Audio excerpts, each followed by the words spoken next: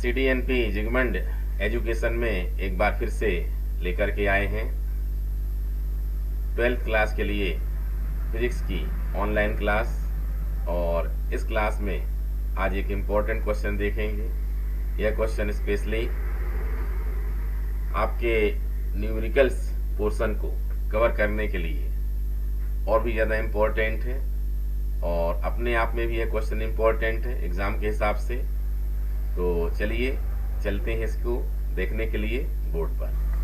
तो हम बोर्ड पर आ चुके हैं और आज के टॉपिक के लिए हमने एक डायग्राम बनाया हुआ है। आप लोग डायग्राम में ध्यान से देखिए।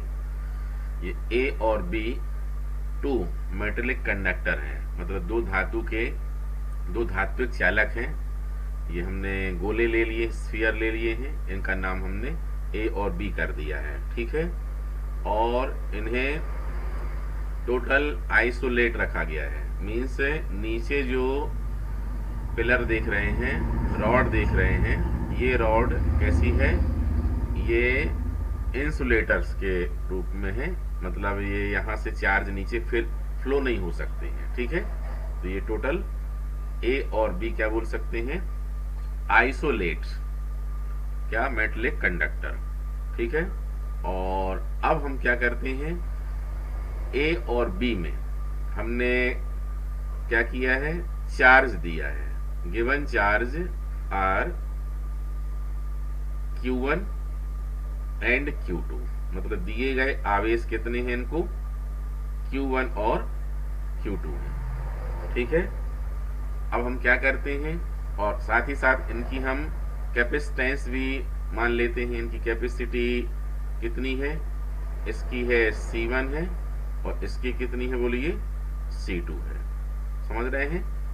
और इतना चार्ज देने से, मतलब Q1 और Q2 चार्ज देने से इसमें इलेक्ट्रिक पोटेंशियल कितना हो जाता है, V1 हो जाता है, और इसमें कितना हो जाता है बोलिए, V2 हो जाता है। क्लियर है। अब हम क्या करते हैं कि इन दोनों ही कंडक्टर्स को एक थिन कंडक्टिंग वायर से कनेक्ट करते हैं। एक पतले से एक तार से इनको क्या कर देते हैं, हम ज्वाइन कर देते हैं, जोड़ देते हैं। ये देखिए, इनको हमने क्या किया, ज्वाइन कर दिया। और जैसे ही इनको हम ज्वाइन करेंगे तो क्या होगा, सोच के देखिए क्या होगा, बताइए, आंसर दें अपने आप में, क्या होगा। अगर पता चला तो बहुत ही अच्छी बात, हमारी तरफ से वेरी गुड है। लेकिन नहीं पता चला तो अच्छी बात नहीं है, क्योंकि हम ये सब बातें पहले आप लोगों को समझा चुके हैं। जब भी दो डिफरेंट पोटेंशियल वाले कंडक्टर्स को हम कनेक्टिंग वायर से कनेक्ट करते हैं तो क्या होता है कि फ्लो ऑफ चार्ज, आवेशों का जो प्रवाह होता है वह high potential to low potential, मतलब क्या होना चाहिए, उच्च विभव से निम्न विभव की ओर क्या होने लगता है। यहाँ पर हम अगर ऐसा मान लें कि अपने इस क्वेश्चन में क्या है, अपने इस क्वेश्चन में और इस एग्जाम्पल में अगर हम बोल दें कि V1 इज ग्रेटर देन क्या है, V2 है, ठीक है। कुछ भी हो सकता है, लेकिन हमने कुछ ना कुछ लेना है। तो क्या हो जाएगा, V1 is greater than V2 मान ली, मतलब चालक ए का विभव चालक बी के विभव से क्या है, ज्यादा है, ठीक है। Electric potential of conductor A is high compare to metallic conductor B, ठीक है। मतलब चालक ए जो है, कंडक्टर ए है, उसका इलेक्ट्रिक पोटेंशियल V1 V2 से क्या है, बड़ा है। अगर ये V1 बड़ा है तो क्या होगा, फिर जो फ्लो ऑफ चार्ज होगा वो कहां से कहां जाएगा, ए से बी में जाएगा। कहां से जाएगा बोलिए, ए से बी में जाएगा, ठीक है। ये इस प्रकार से जाएगा, ये देखिए, ए से किस में जाएगा बोलिए, बी से जाएगा। अगर अपन ने मान लिया है क्या, अगर अपन ने मान लिया है क्या, V1 is greater than V2, तब ऐसा होगा, ठीक है। V2 is greater than V1 होगा तो फिर B से A में जाएगा, ठीक है। लेकिन कोई ना कोई एक कंडीशन हमें लेके चलनी ही है। ठीक है। अब सोच के देखिए, जब चार्ज ए से बी में जा रहे हैं तो क्या अब इस प्रोसेस को होने के बाद, मतलब ये प्रोसेस होती रहे, कब तक होती रहेगी ये विचार करिए। अगर ऐसा हो रहा, सोच के देखिए ना आप लोग, चालक ए से चालक बी की ओर आवेश बह रहे हैं, इसका मतलब क्या हुआ, ए थोड़ा थोड़ा खाली होता जा रहा है और बी थोड़ा थोड़ा भरता जा रहा है। मतलब ए में चार्ज थोड़ा कम होते जाएंगे और बी में क्या होते जाएंगे, ज्यादा होते जाएंगे। ठीक है। ऐसा कब तक होगा, जब तक कि दोनों ही कंडक्टर्स के इलेक्ट्रिक पोटेंशियल सेम ना हो जाए। ठीक है। जब सेम इलेक्ट्रिक पोटेंशियल दोनों के हो जाएंगे, तब ऐसी स्थिति में क्या होगा, ये फ्लो स्टॉप हो जाएगा, रुक जाएगा। और ऐसी स्थिति में हम क्या कह सकते हैं, जब Q1 से निकल करके, मतलब A से निकल करके चार्ज B में गए हैं तो आवेश भी कम हो गए, साथ ही साथ जो V1 की वैल्यू वो भी क्या होती जाएगी, कम होती जाएगी। और उल्टा इसमें क्या होगा, B में चार्ज बढ़ता जाएगा। ठीक है। Q2 की वैल्यू बढ़ती जाएगी, यहाँ पर चार्ज बढ़ता जाएगा और V2 की वैल्यू बढ़ती जाएगी। मतलब एक तरफ V1 की वैल्यू क्या होगी, घटेगी और V2 की क्या होगी, बढ़ेगी। थोड़ी देर में दोनों क्या हो जाएंगे, इक्वल हो जाएंगे। और इक्वल कितना हो जाएंगे, इक्वल हो जाएंगे तो मान लो कि इनकी वैल्यू कितनी आ जाती है, इक्वल वाली, वो हम बोल देते हैं V हो गई। कितनी हो गई, V। इस V को क्या बोलते हैं, कॉमन पोटेंशियल। इसे हम बोलते हैं उभयनिष्ठ विभव। ठीक है। साथ ही साथ जब इसमें आवेश A से B में बह चुकी और अब फ्लो नहीं हो रहा है, तो फिर से चेक किया हमने कि कंडक्टर A में चार्ज कितने हैं, कंडक्टर B में चार्ज कितने हैं। नेचुरली आप सोच के देखिए, इसमें से कुछ आवेश इसमें निकल गए हैं, मतलब अब Q1 नहीं रह गए। तो हम क्या बोल देते हैं, बोले अब बदलने के बाद इनकी वैल्यू Q1 नहीं है, कितनी है फिर, बोले Q1 से कम है। बोले कितनी, तो वो कितनी क्या है, Q1 डैश मान लो, कितनी है, Q1 डैश। ठीक ऐसे ही अगर हम कहते हैं यहाँ पर कि अब यहाँ B के जो आवेश हैं, चार्ज हैं, वो क्या हो गए हैं, इंक्रीज हो गए हैं, Q2 नहीं रह गए हैं। तो Q2 से क्या नहीं रह गए हैं, कितना हो गया फिर, तो बोले Q2 से थोड़ा ज्यादा हो गया है। बोले ज्यादा कितना होता है, बोले ज्यादा होता है, पता नहीं उसका मान, तो हम मान लेते हैं कितना है, Q2 डैश मान लेते हैं। ठीक है। तो ये रीडिस्ट्रीब्यूशन ऑफ चार्ज कहलाया। क्या कहलाया, रीडिस्ट्रीब्यूशन ऑफ चार्ज। हमें अपने इस क्वेश्चन में 3 बातों पर कॉन्सेंट्रेट होना है। सबसे फर्स्ट है कौन सा, ये कॉमन पोटेंशियल वाली बात। कौन सी, कॉमन पोटेंशियल, समझ रहे हैं, कॉमन। ये अभी भी थोड़ा हमसे लिखते ठीक से नहीं बन पा रहा है, आप लोग समझ लेना। कॉमन पोटेंशियल हमको क्या निकालना है, V के लिए फार्मूला निकालना है। सेकंड अपना होगा रीडिस्ट्रीब्यूशन,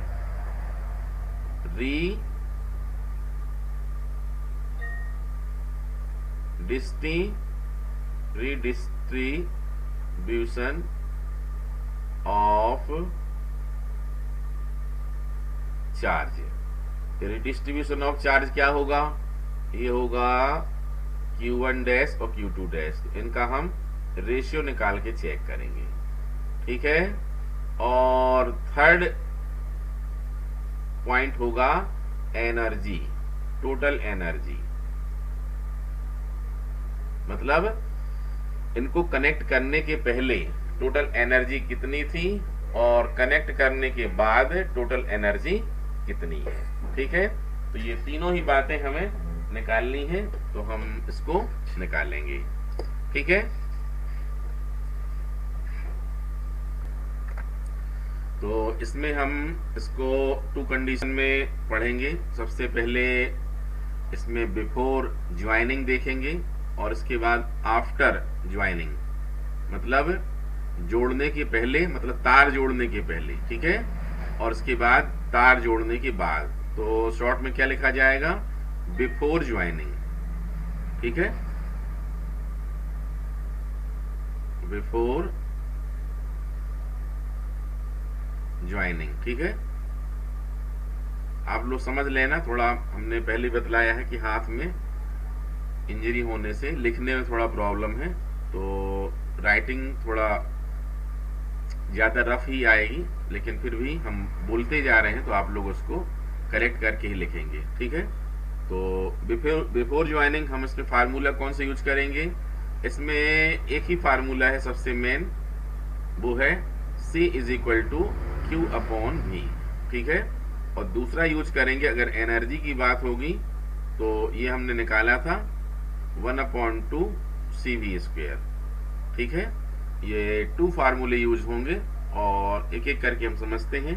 सबसे पहले बिफोर ज्वाइनिंग, तो क्या हो जाएगा बिफोर ज्वाइनिंग में, सबसे पहले आएगा फॉर ए,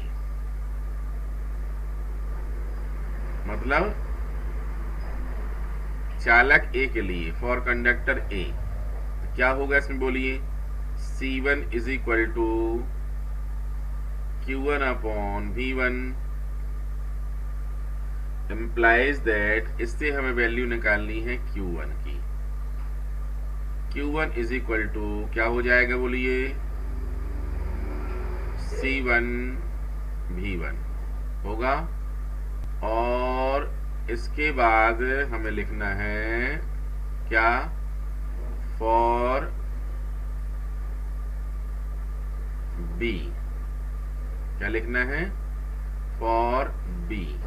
तो इसमें कितना आ जाएगा बोलिए, C2 is equal to Q2 upon V2।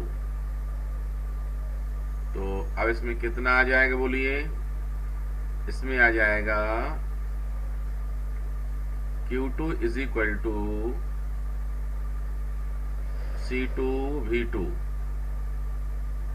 इसको हम मान लेते हैं क्या, इक्वेशन नंबर फर्स्ट, ठीक है। अब इसके बाद क्या करेंगे,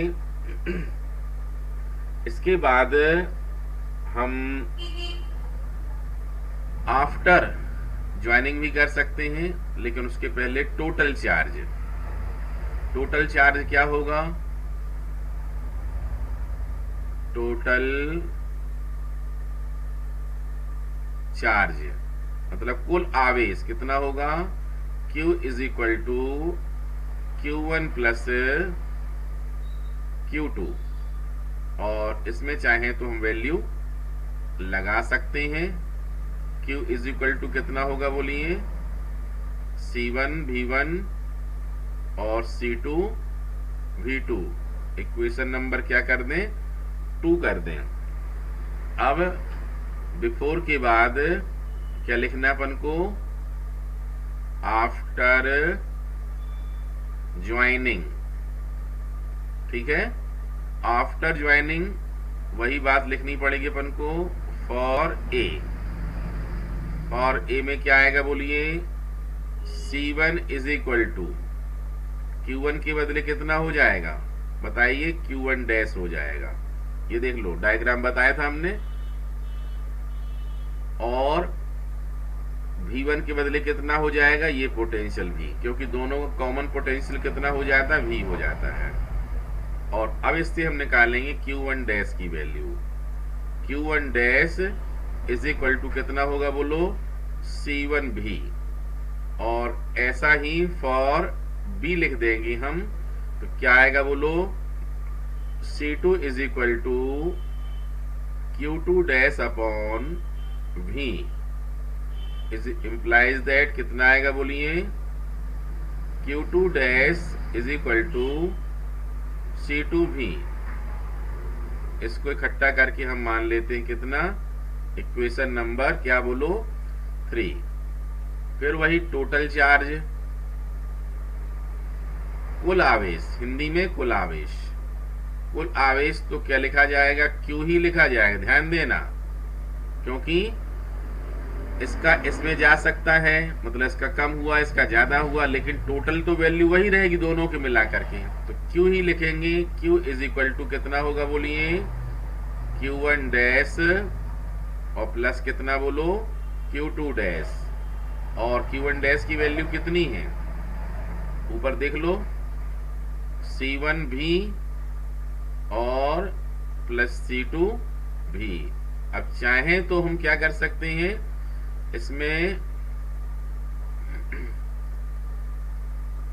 इसमें हम कॉमन निकाल सकते हैं, और कॉमन क्या निकलेगा, भी निकल आएगा, तो C1 प्लस C2 और बाहर कितना हो गया, भी। इक्वेशन नंबर कितना हो गया, ये 4 हो गया, ये देख लो। अब इक्वेशन नंबर अगर हम 2 देखें और इक्वेशन नंबर कौन सा देखें, 4 देखें, इससे अपने पूरे काम बनते दिखाई दे रहे हैं, क्योंकि लेफ्ट हैंड साइड में क्यू ही है। तो बस हमें यहां पर क्या लिखना है बोलिए, हमें यहां पर लिखना है सिर्फ फ्रॉम इक्वेशन 2 and 4, ठीक है। आप लोग सही से लिख लेना, हमने पहले बार बार बताया कि हाथ में इंजरी होने से ये लिखने में समस्या है, लेकिन पूरी बात को हम क्लियर बोलते जा रहे हैं अच्छे से। तो देखिए, ये क्यू की वैल्यू ऊपर हम लगाएंगे, किसमें लगाएंगे, इक्वेशन नंबर 2 में लगाएंगे। दिख रहा है इक्वेशन 2 ऊपर दिख रहा है, ठीक है। तो क्यू की वैल्यू लगा के वहां लगा दो, चलो कितना आएगा, ये आ जाएगा C1 प्लस C2 भी इज इक्वल टू कितना आएगा बोलिए, C1 V1 plus C2 V2 implies that कितना आएगा बोलिए, V is equal to C1 V1 और प्लस C2 V2 और अपॉन कितना आ जाएगा बोलिए, C1 प्लस C2 आया। ये अपना कॉमन पोटेंशियल के लिए, उभयनिष्ठ विभव के लिए ये डेरिवेशन फार्मूला आ चुका है, ये देखिए आ गया। और आपको जैसा कि हम बार बार बोलते आते हैं, जब भी फार्मूला निकलता है तो वहां हमें क्या लिखनी पड़ती है, उसकी यूनिट लिखनी पड़ती है, ठीक है। ये जो निकाला हमने, ये क्या है बोलिए, इसको लिखना पड़ेगा अपन को, कॉमन पोटेंशियल, हिंदी में उभयनिष्ठ विभव, ठीक है। ये एक फर्स्ट वाला हमने कहा, तो देखो क्या निकालना, पहला कॉमन पोटेंशियल निकल आया, सेकंड क्या निकालना अपन को, रीडिस्ट्रीब्यूशन ऑफ चार्ज, बहुत ही आसान है। चलो देखते हैं रीडिस्ट्रीब्यूशन ऑफ चार्ज के लिए, इसके लिए हमें देखना क्या है, इक्वेशन थर्ड को देख लो ध्यान से, अच्छे से देख लो इक्वेशन थर्ड क्या बोल रहा है। इक्वेशन नंबर थर्ड में हम यहां लिखते हैं फ्रॉम इक्वेशन थर्ड, इसमें Q1 डैश से Q2 डैश को डिवाइड कर दो, ये हो जाएगा Q1 dash upon Q2 dash is equal to C1 भी C2 भी, भी से भी क्या हो जाएगा, कैंसिल हो जाएगा, तो Q1 dash upon Q2 dash is equal to कितना हो जाएगा बोलिए, C1 अपॉन C2। ये आ गया अपना रीडिस्ट्रीब्यूशन ऑफ चार्ज, ये देखो, ये एक दूसरा डेरिवेशन आ गया अपना।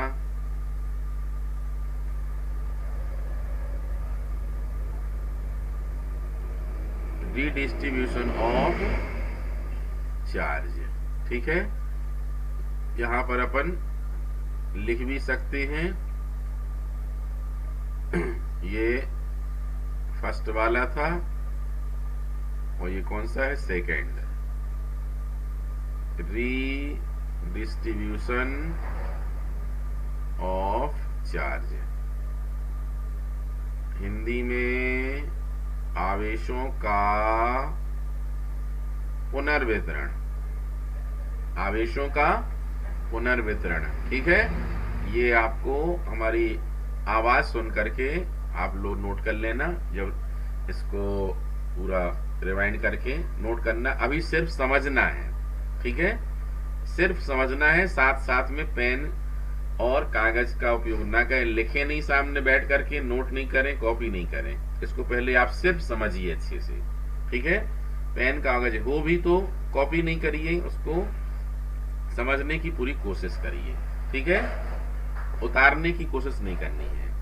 अब इसके बाद आते हैं हम कौन से वाले पॉइंट पर, लास्ट वाले पॉइंट पर आते हैं। और लास्ट वाला पॉइंट क्या है, लास्ट वाला पॉइंट है एनर्जी वाला, ठीक है, टोटल एनर्जी। ये देखिए यहां हम लिख देते हैं टोटल एनर्जी, या हिंदी में कुल ऊर्जा, ठीक है। आप लोग, हम उम्मीद करते हैं कि आप लोग समझने की पूरी कोशिश करेंगे। और जो ये हाथ की इंजरी की वजह से हम बहुत साफ साफ लिख नहीं पा रहे हैं, लेकिन इतना लिख पा रहे हैं, बोल पा रहे हैं कि आप लोग समझ सकते हैं और लिख सकते हैं, ठीक है।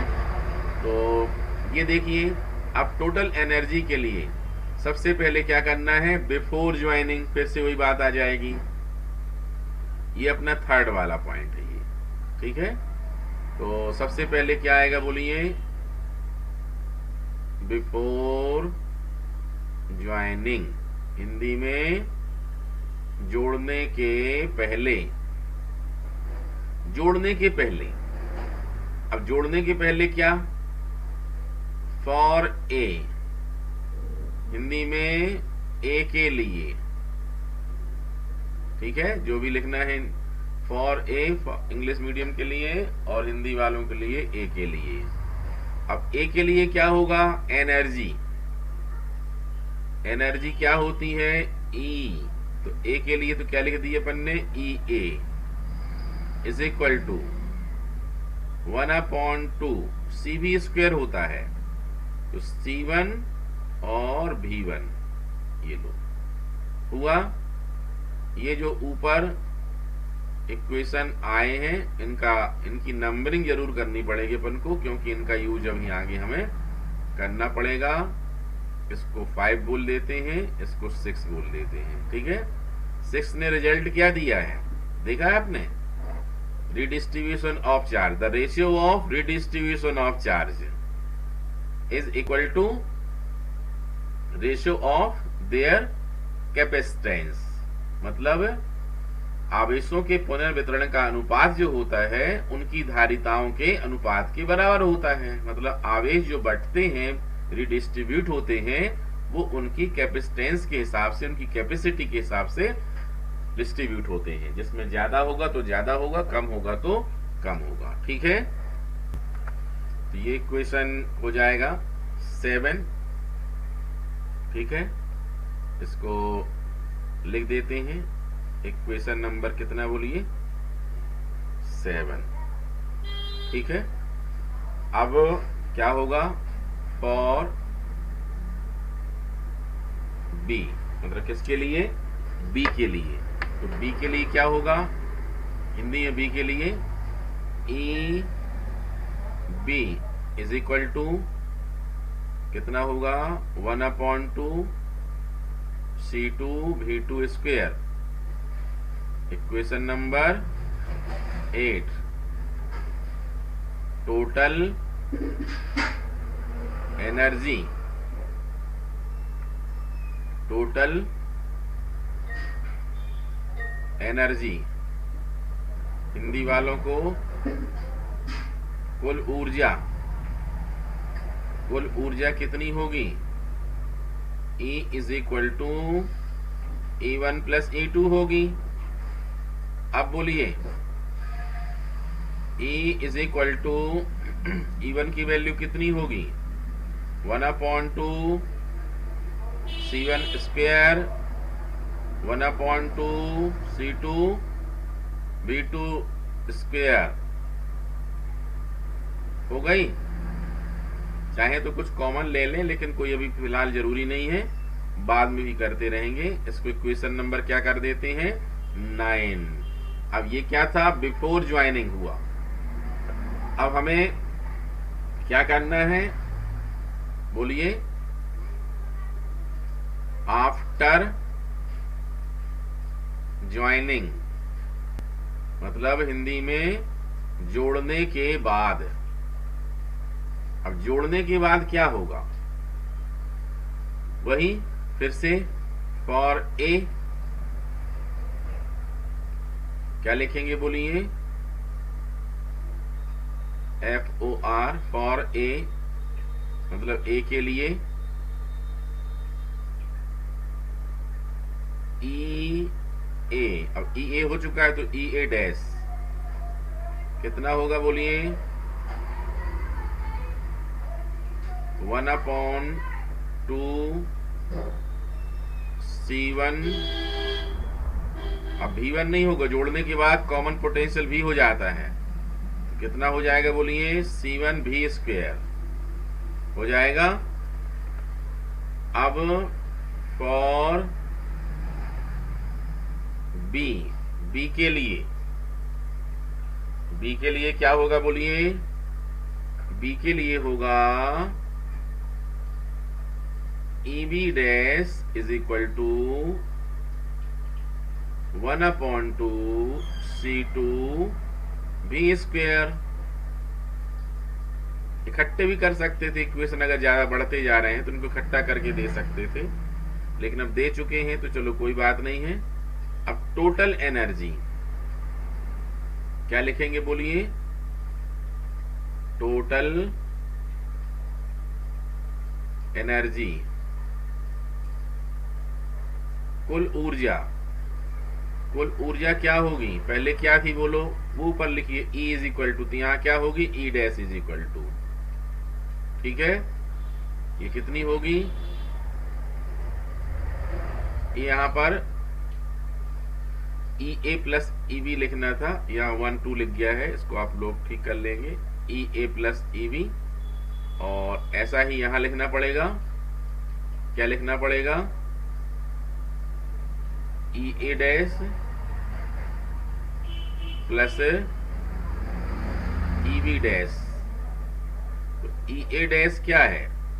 ऊपर देख लो लिखा हुआ है 1/2 C1 V स्क्वायर 1/2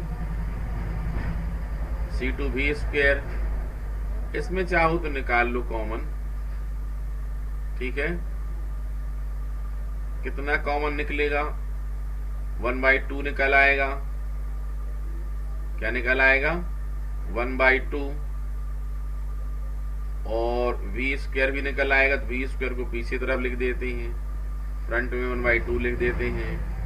यहाँ भी चाहते तो ये 1/2 निकाल सकते थे, लेकिन जरूरी नहीं है, क्योंकि ज्यादा कॉमन निकल नहीं रहा है, तो जरूरी नहीं लग रहा था। लेकिन अब चाहो तो लिख सकते हो ऐसा। इक्वेशन नंबर 9, ठीक है। अब हमें पता करना है कि ये टोटल एनर्जी तो निकाल ली है अपन ने। अब पता करना है कि जो बोथ कंडक्टर हैं, मतलब चालक A और चालक B हैं, इन दोनों को थिन वायर से कनेक्ट करने के पहले टोटल एनर्जी कितनी थी और बाद में कितनी है। मतलब क्या बाद में भी उतनी ही है, या उससे कम हो गई है, या उससे ज्यादा हो गई है। समझ रहे हैं बात को? जैसे बिफोर ज्वाइनिंग एनर्जी कितनी थी बोलो? E थी। अब इसके बाद कितनी हो गई बोलो? वो हो गई E डैश। अब हमको पता क्या लगाना है? पता लगाना है कि बाद की जो एनर्जी ये वाली है, जो ई डैश है, वो ई के मुकाबले क्या कम हो गई? सोचिए, कम हो गई मतलब क्या हुआ? अगर कम होगी तो ई माइनस ई डैश करने पर देखो कम हो गई। अगर ई डैश कम है मतलब कैसा आएगा? ये प्लस में आ जाएगा। और अगर ज्यादा हो गई तो क्या हो जाएगा? ये माइनस में आ जाएगा, क्योंकि ज्यादा हो गई, ये कम और ज्यादा। और मान लो कि बदली ही नहीं, जो पहले थी, तो तब कितनी आ जाएगी? दोनों सेम है तो कितनी आ जाएगी? बोलो, 0 आ जाएगी। चलो पता लगाते हैं कि इन दोनों कंडीशंस में, ठीक है, वो दोनों परिस्थितियों में एनर्जी में कोई चेंज आया या नहीं आया। ठीक है, तो चेंज ऑफ एनर्जी यहां no change of energy, Hindi में अब ऊर्जा परिवर्तन। ठीक है, ऊर्जा परिवर्तन को हम किससे लिख लेते हैं? डेल्टा ई से लिख लेते हैं। तो पहले वाली एनर्जी ई है, बाद वाली कितनी है? ई डैश है। समझ रहे हैं? अब बस हमें क्या करना है?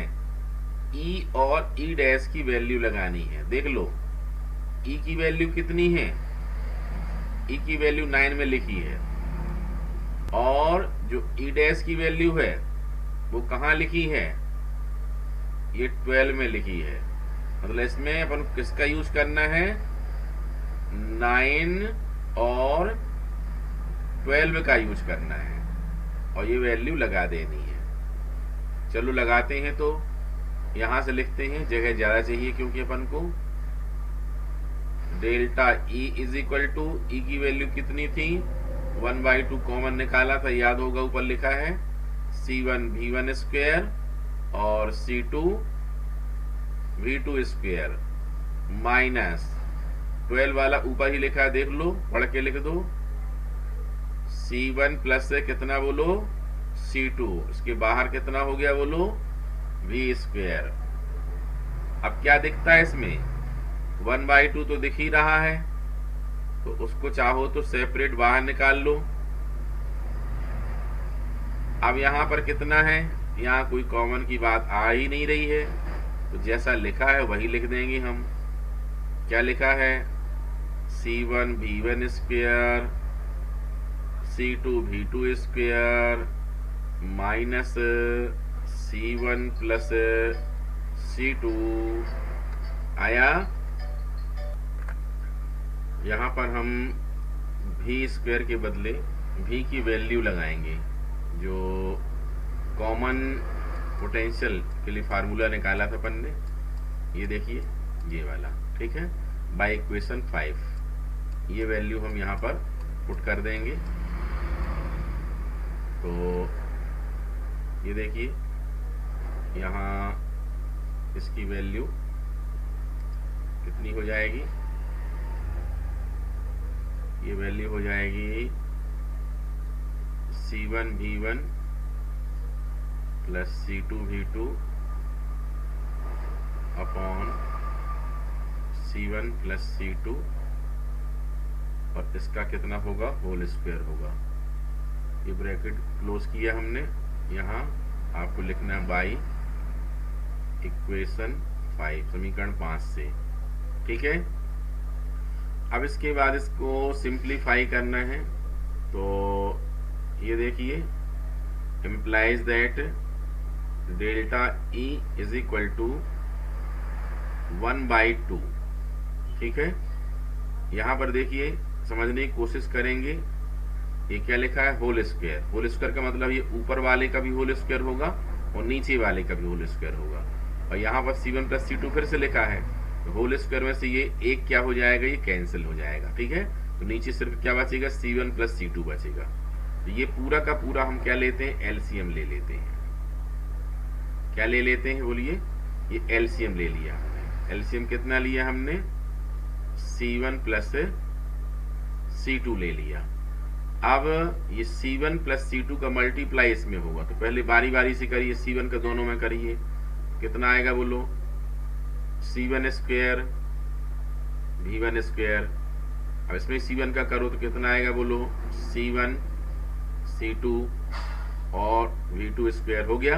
अब C2 का करो दोनों में, ये हो जाएगा C1 C2 V1 square plus C2 का इसमें करेंगे कितना आएगा बोलो, C2 square V2 square minus, अब ये कैंसिल हो चुका है, ब्रैकेट में a प्लस बी का होल स्क्वायर का फार्मूला लगाइए। a स्क्वायर मतलब कितना, C1 स्क्वायर V1 स्क्वायर, ये a स्क्वायर हो गया, प्लस b स्क्वायर मतलब कितना होगा, C2 स्क्वायर V2 स्क्वायर हो गया। अब plus twice A B, twice A मतलब कितना है, C1 V1 और b मतलब कितना हुआ, C2 V2, ठीक है। और ये ब्रैकेट बंद किया हमने यहां से, और ये पूरा का पूरा कंप्लीट ब्रैकेट भी क्या कर दिया, क्लोज कर दिया। अब देखो इसमें बहुत सारी टर्म्स कैंसिल आउट हो जाएंगी, तो यहां पर देख लीजिए सब लोग, देखो कितना है ये है C1 स्क्वायर V1 स्क्वायर, ये माइनस का अंदर मल्टीप्लाई होगा तो ये भी किसका होगा, minus C1 square V1 cancel हो जाएगा, ठीक है। इसके बाद और देख लो C2 स्क्वायर और V2 स्क्वायर, ये माइनस अंदर जाएगा तो ये लिखा C2 स्क्वायर V2 स्क्वायर, ये भी कैंसिल हो जाएगा, हो गया। अब बस बाकी क्या बचा है, ये बचा, ये बचा, और ये माइनस का होगा, कौन सा वाला, ये वाला। बचे हैं कितने, 3, 1 2 3, बाकी सब क्या हो जाए, कैंसिल। लेकिन जो तीनों बचे हैं इनमें खास बात क्या है, C1 C2 C1 C2 C1 C2, तीनों में C1 C2 है, पूरे में से C1 C2 कॉमन निकाल लेते हैं, ठीक है। क्या कर लेते हैं, कॉमन निकाल लेते हैं। ये आएगा C1 C2, ये C1 C2 कॉमन आ गया, ये अपॉन कितना है, ये 2। अब अंदर कितना आया बोलो, यहाँ पर C1 C2 निकल चुका है, कितना आया बोलिए, ये आया V2 स्क्वायर, और यहाँ पर कितना है बोलो, ये V1 स्क्वायर। तो पहले हम क्या लिख देते हैं, V1 स्क्वायर लिख देते हैं, ठीक है। पहले 1 से शुरू करते हैं, V1 स्क्वायर, और ये कितना होगा बोलो, V2 स्क्वायर। अब ये माइनस का कितना हुआ बोलो, V1 और V2, क्योंकि C1 C2 निकल चुका है बाहर, ये लो हो गया।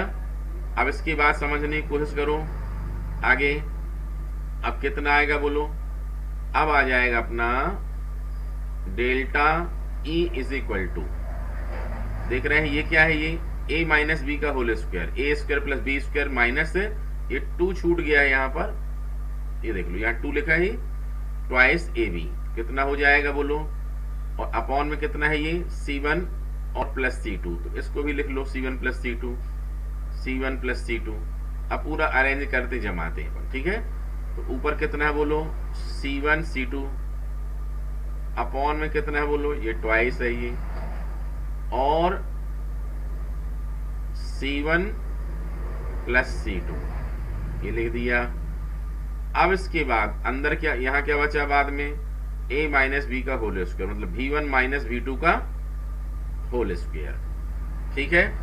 ये किसके लिए है, चेंज ऑफ एनर्जी के लिए डेरिवेशन है ये, और ये डेरिवेशन अपन ने निकाल लिया है फाइनली। ये देखिए इसको हमें बॉक्स में बंद करना चाहिए, और ये अपन ने बॉक्स में इसको बंद भी कर दिया है। और हमें एनर्जी है, इसलिए एनर्जी की यूनिट क्या होती है, जूल होती है।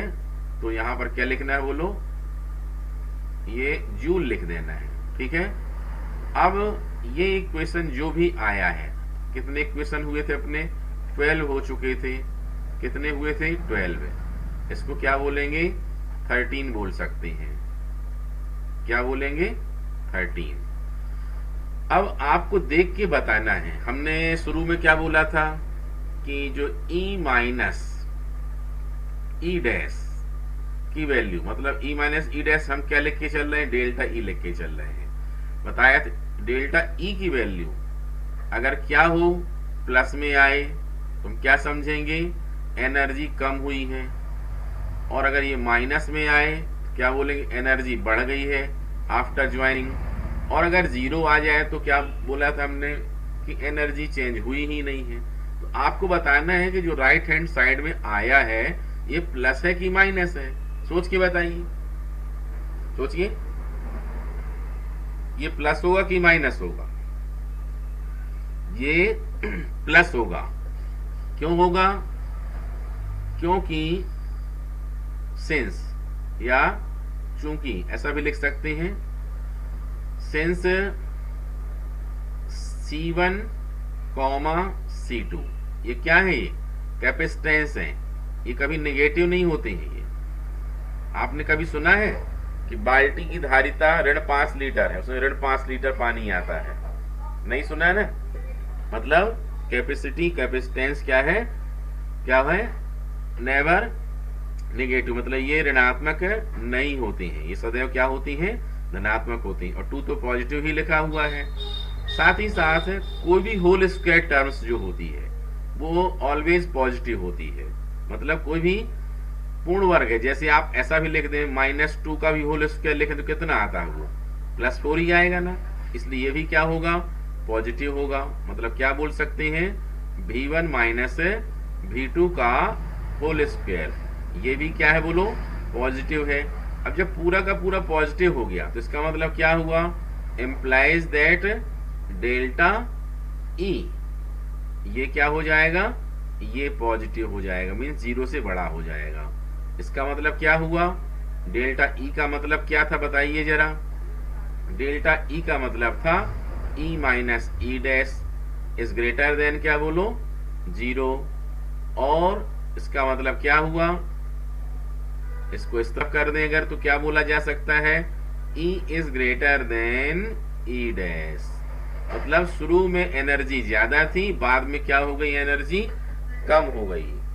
अब आपको सोचना है कि ऐसा क्यों हो गया, आपको सोचना है कि ऐसा क्यों हुआ, बताइए, सोच करके बताइए ऐसा क्यों हुआ। इनको हमने ज्वाइन किया दोनों को, तो फिर ये एनर्जी लॉस क्यों हो गया। अब energy law of conservation of energy क्या बोलता है कि एनर्जी को हम डिस्ट्रॉय नहीं कर सकते हैं, उसे हम नष्ट नहीं कर सकते हैं, और नष्ट नहीं कर सकते तो एनर्जी अपनी गुम कहाँ हो गई, सोचिए जरा, बता सकते हैं क्या। एक इम्पोर्टेंट क्वेश्चन है ये, तो सोचने का क्वेश्चन है। तो चलो हम देखते हैं energy law of conservation, energy जो होता है वह फॉल्स तो नहीं है, वह सही ही होता है। और इसका मतलब क्या है कि एनर्जी अगर डिस्ट्रॉय नहीं हुई है तो कहीं ना कहीं कन्वर्ट हुई होगी, वो किसी दूसरे फॉर्म में चली गई होगी, हमारा ध्यान नहीं जा रहा है, ठीक है। तो कौन कौन से हो सकते हैं, सोचिए, जब हम वायर में, ये देखिए ये वायर है, जब हम क्या करते हैं, वायर में करंट फ्लो करते हैं, चार्ज फ्लो होना मतलब क्या, करंट फ्लो होना, तो करंट फ्लो होने से वायर क्या हो जाता है, गर्म हो जाता है, हीट हो जाता है। और हीट क्या है, अनदर फॉर्म ऑफ एनर्जी, ऊर्जा का एक दूसरा रूप है, क्या, ऊष्मा, ठीक है। तो जो इलेक्ट्रिक एनर्जी है, विद्युत ऊर्जा है, उसका बहुत थोड़ा सा हिस्सा किसमें कन्वर्ट हो गया, हीट एनर्जी में कन्वर्ट हो गया, और वायर गर्म हो गया, और गर्म होकर के ये एनर्जी कहाँ, एटमॉस्फेयर में, वातावरण में क्या हो जाती है, डाइल्यूट हो जाती, मिल जाती, मिक्स हो जाती है, ठीक है। क्या इतनी हुई, जरूरी नहीं है कि इतनी ही कन्वर्ट हुई हो, कि हीट फॉर्म में ही हुई हो। और सोच सकते हैं अपन, जैसे ही हम वायर को कनेक्ट करते हैं तो कनेक्ट करने में कई बार चिंगारी भी निकलती है, और चिंगारी मतलब क्या है, लाइट है, और लाइट मतलब क्या है, अनदर फॉर्म ऑफ एनर्जी, प्रकाश क्या है, ऊर्जा के एक और रूप है। तो थोड़ी सी ऊर्जा इसकी कहाँ खत्म हो गई, कन्वर्ट हो गई, लाइट में चली गई, हो गई। आप और बारीकी सोचिए, अभी और हो सकता है, अगर आप सोचेंगे तो क्या महसूस होगा, कि अरे ये तो वायर को जब कनेक्ट करते हैं तो कई बार चट चट की आवाज आया करती है, स्पार्किंग होती है तो चट चट की आवाज भी आती है। अब चट चट होना मतलब क्या हुआ, साउंड क्रिएट हो रहा है। और साउंड क्या है, फिर से देखिए, अनदर फॉर्म ऑफ एनर्जी। ध्वनि भी क्या है, ऊर्जा का एक दूसरा रूप है। थोड़ी सी ऊर्जा कहाँ चली गई, ध्वनि ऊर्जा में परिवर्तित हो गई। देखा, वंडर्स ऑफ साइंस, साइंस के, विज्ञान के चमत्कार और उनके जो रूल होते हैं बहुत गजब के होते हैं। आपने देखा इतनी कितनी छोटी छोटी बातों का फर्क पड़ता है साइंस में, फिजिक्स में, कि जब हमने क्या किया था, ज्वाइंट नहीं किया था तो टोटल एनर्जी ई थी, लेकिन जब ज्वाइंट किया तो एनर्जी में थोड़ी कमी आई। वो कमी आने का कारण क्या था कि जो इलेक्ट्रिक एनर्जी है वो कन्वर्ट हुई थोड़ी सी हीट एनर्जी में, ऊष्मीय ऊर्जा में, लाइट एनर्जी में, प्रकाशीय ऊर्जा में, और थोड़ा साउंड एनर्जी में, ध्वनि ऊर्जा में। इस वजह से ये क्या हो गया, मतलब हमें ऊर्जा में ई डैश की वैल्यू क्या है, कम मिली। हाँ, कोई पूछ ले आपसे इस क्वेश्चन को थोड़ा भाषा चेंज करके, अब परंपरागत तरीके से, चाहे वो सीबीएसई के एग्जाम हो, चाहे एमपी बोर्ड का हो, चाहे महाराष्ट्र बोर्ड का हो, किसी बोर्ड का हो एग्जाम वो, और इसको लगभग मिलते जुलते पैटर्न में ही क्वेश्चन ये आता है, यही आता है सीधा सीधा, कि दोनों को ज्वाइन कर दिया गया, कहीं कहीं रीडिस्ट्रीब्यूशन ऑफ चार्ज निकालो, कॉमन पोटेंशियल निकालो, एनर्जी क्या हुई, लॉस हुई, बढ़ गई, ये निकालो, इसके बाद उसका फार्मूला निकालो, इस रूप में आता है। ठीक है, अब देखो एक नया तरीका हम बताते हैं, इस क्वेश्चन को ऐसा दिया जा सकता था, बिल्कुल नया, किसी बुक में नहीं लिखा होगा, आप टेस्ट करके देख लें, चाहे एनसीईआरटी की निकाल लें, चाहे किसी पब्लिकेशन की निकाल लें। ये क्वेश्चन ऐसा दिया जा सकता है कि टू चार्ज मेटेलिक कंडक्टर्स हैं, मतलब दो आवेशित चालक हैं, और कैसे हैं वो, आइसोलेटेड हैं वो। अब उन्हें वायर से कनेक्ट किया जाता है, ठीक है, कनेक्ट करने से वायर गर्म हो जाता है, और कनेक्ट करने से कुछ चिंगारी निकलती है, और जिसमें आवाज भी निकलती है। तो इस अरेंजमेंट में निकलने वाली ऊष्मीय ऊर्जा, प्रकाशीय ऊर्जा और ध्वनि ऊर्जा के कुल मान के लिए व्यंजक प्राप्त करो। Find the derivation for total energy of heat energy and light energy and sound energy. ठीक है, ये देखो, ये क्वेश्चन आप लिख के देखिए, ये क्वेश्चन आज तक न किसी एग्जाम में पूछा गया है, और आगे ही मुश्किल है कि पूछा जाए।